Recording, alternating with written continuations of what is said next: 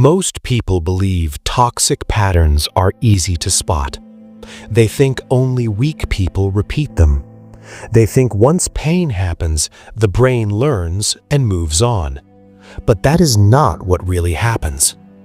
Picture someone who keeps choosing the same kind of partner. Different face, same damage, same ending. They promise themselves every time, never again. Yet months later, they are right back in the same place. Same pain, same confusion. Here is the quiet truth. People do not repeat toxic patterns because they enjoy pain. They repeat them because the brain thinks pain feels familiar, and familiar feels safe. This starts early, long before adult choices, long before dating or work or friendships. The brain learns through repetition. It notices tone of voice. It notices silence. It notices how love shows up or how it disappears. If care only came with tension, the brain links tension with care. If attention followed conflict, the brain connects chaos with closeness. Over time, the brain writes a script, not with words, with feelings. Later in life, when a calm situation appears, the brain feels bored. Something feels off. There is no spark, no pull. But when chaos shows up, the body wakes up. Heart rate changes, focus sharpens, emotions spike. The brain mistakes this reaction for connection. This is why calm can feel empty and stress can feel exciting. People call this chemistry, but most of the time it is memory. The brain is not asking, "Is this good for me?" It's asking, "Does this feel known?" That question runs quietly in the background. It guides choices without permission. This is also why advice rarely works. Friends say, "Just leave," or "You deserve better." Those words make sense logically, but logic is not driving the pattern. The nervous system is. The body learned long ago what love looked like, what attention felt like, what being chosen meant. Changing that feels like stepping into the dark. Even if the dark is safer, it still feels unknown. So the brain pulls the person back to what it recognizes, not because it's healthy, but because it's predictable. This pattern does not mean someone is broken. It means they adapted, and adaptation can look a lot like self-sabotage when seen from the outside. But from the inside, it feels like survival. Another reason toxic patterns repeat is timing. Not the timing of events, the timing of emotions. When something painful happens early in life, the brain freezes the lesson. It doesn't update it later. A child who learns that love must be earned grows into an adult who keeps earning. They overgive, they over-explain, they overstay. Not because they want to, but because stopping feels wrong. Their brain learned that rest equals loss, that asking equals rejection, that leaving equals danger. So they stay, they wait, they hope, even when the signs are clear. There's also the issue of unfinished stories. The brain hates open loops. It wants resolution. When a painful relationship ends without clarity, the brain keeps replaying it. Not to relive pain, but to fix it. This is why people go back to the same type of person. They're not chasing love, they're chasing closure. They want a different ending. They want proof that it could have worked, that they were enough. The brain believes that repeating the pattern might finally solve it. It never does, but the pull stays strong. Another piece most people miss is identity. Patterns become part of how someone sees themselves.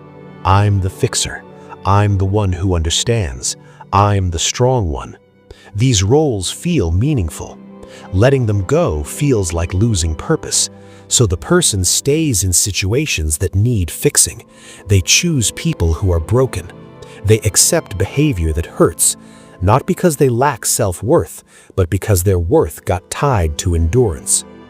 Also, the brain rewards consistency, even unhealthy consistency. When someone breaks a toxic pattern, the brain reacts with stress.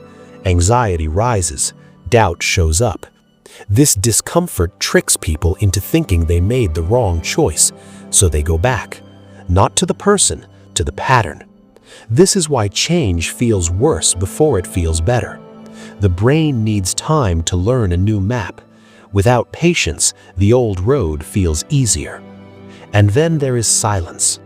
Silence after chaos feels loud.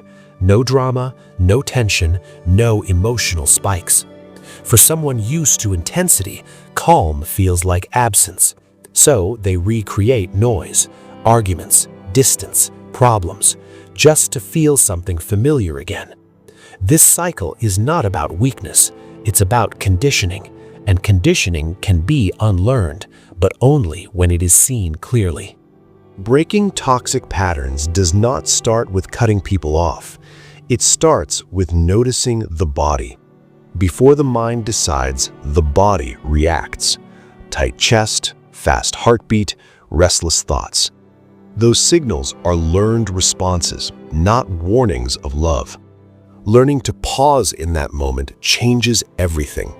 Instead of asking, "Why do I want this?" the better question is, "What does this remind me of?"